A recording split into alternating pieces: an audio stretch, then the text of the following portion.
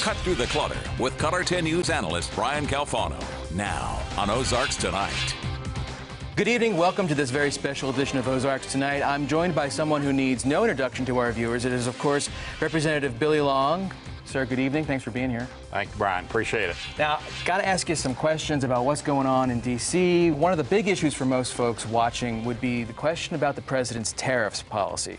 So where are you on that? I'm kind of like our farmers are on that, Brian, and they are behind the president. They're supporting the president, and they're saying, let's see what happens. They're giving him enough chain to get out there and do his deal, then come back and report back to us, I guess you could say. So our farmers and our manufacturers are saying, give him a chance on this tariff deal, and hopefully before anything is really implemented that's going to be tough on people, it'll come back around and we'll end up with better deals. But if that doesn't end up coming true and it hurts farmers over the long term, do you get the sense the president is someone who would adjust that policy? I think he would have to, because we're going to hold him accountable, the House and the Senate both, because we're not going to let that happen. So he would have to adjust, and he is applicable. He will adjust.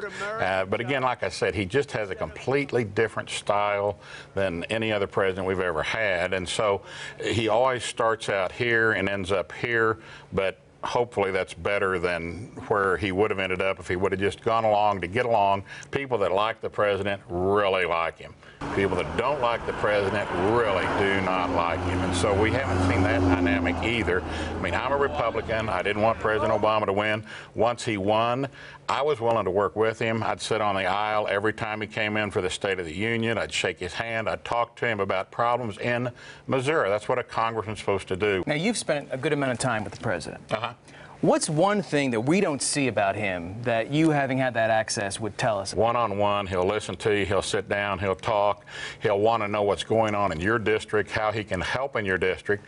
The man's been to Missouri 3 times that I've been with him. I think he made another trip that in fact, I know he did. He was here the other day in St. Louis. He listens to you, he looks you in the eye.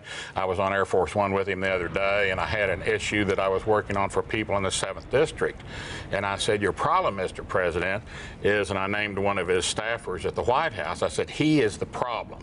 The president looks out in the hall, hollers at one of his guys, said, hey, where is? And he called the guy's name. He said, get him in here. He comes in, the president introduced us to discuss the issue. And so the president does listen, he takes advice, he will engage, and he wants to help congressmen represent their people. I don't care if it's Democrat or Republican, he'll work with Democrats too if they'll give him the chance. Prop A.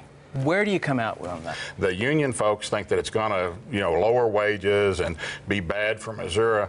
The colleagues that I talk to that are from right-to-work states say it's the greatest thing since sliced bread. That when someone is bringing in an automobile factory, whether it's Hyundai or whether it's Kia or General Motors, whatever it is, they don't even look at the non-right-to-work states. So we're going to find out Tuesday how that comes out. But there's 2 sides to the story. So I think that people will just have to figure out whether they, believe the evidence of these other states that are are right to work, or the unions that are saying, oh, it's terrible, we're going to lose our jobs.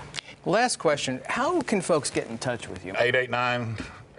You got to think of my number. You know how you never call yourself, but 889-1800 is the local number. We have a local Joplin number. I want to encourage people to come and see us. People that have issues and problems, call the office. We set them up with who handles that issue.